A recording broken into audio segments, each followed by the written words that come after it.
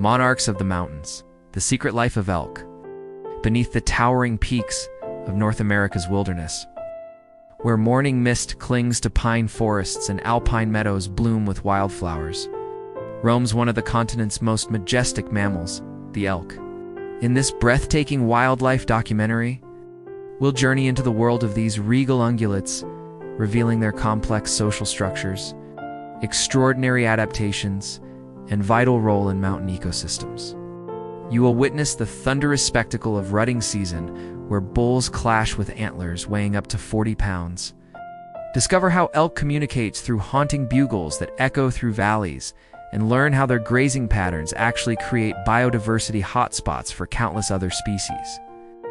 Through never-before-seen footage and cutting-edge science, we'll explore their astonishing migrations, their recovery from near extinction, and why these ecosystem engineers are essential to healthy wilderness areas.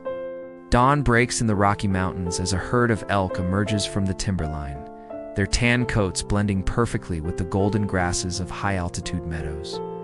These massive deer relatives standing over 5 feet at the shoulder embody both power and grace, with bulls carrying antlers that grow an inch per day during summer, making them one of the fastest-growing biological structures on Earth. Every aspect of their biology speaks of mountain adaptation. Specialized hooves that function like snowshoes in winter and climbing, boots on rocky slopes, a 4-chambered stomach that can digest tough cellulose, and a unique respiratory system that efficiently processes thin, high-altitude air. Their seasonal migrations represent some of the most spectacular wildlife movements on the continent. Some herds travel over 100 miles between summer and winter ranges, following ancestral paths memorized over generations. These journeys are increasingly perilous due to human developments. Yet new wildlife corridors are helping preserve these ancient routes. The elk's social world reaches its dramatic peak during the autumn rut, when mountains echo with the haunting bugles of bulls announcing their dominance. This eerie whistling scream, produced by blowing air through the nasal cavity, can carry for miles, serving as both challenge to rivals and attraction to females. Bulls that have spent all summer building strength now enter weeks without eating, dedicating every moment to defending harems of up to 20 cows.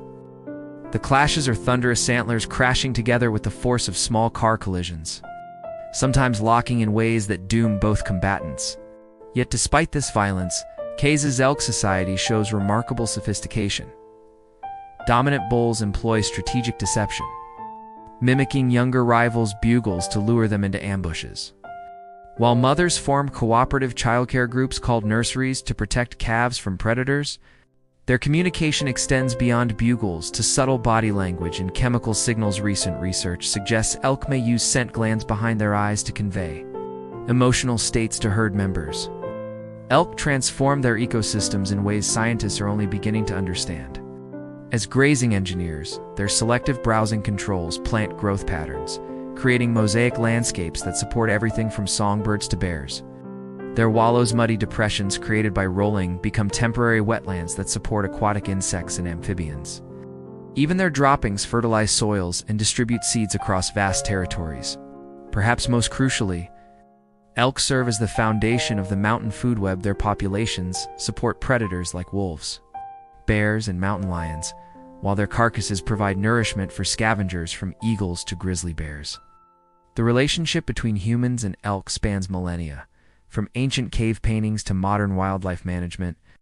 Indigenous cultures revered elk as symbols of strength and sustenance, using every part of the animal in ceremonies and daily life.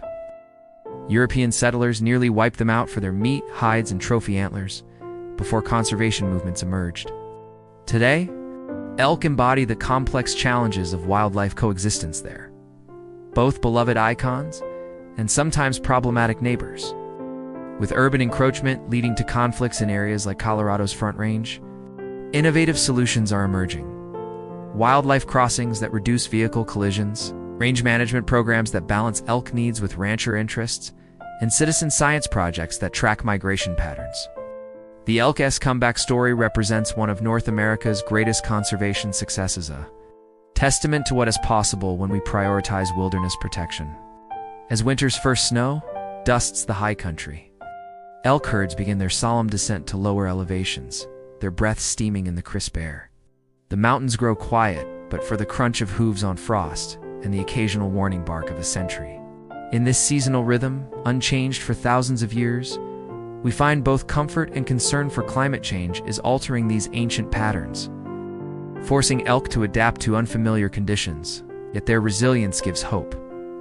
These survivors of ice ages and near extinction continue to thrive where given space and protection. The elk's future depends on maintaining wildlife corridors, mitigating human-wildlife conflicts, and preserving the wild heart of mountain ecosystems.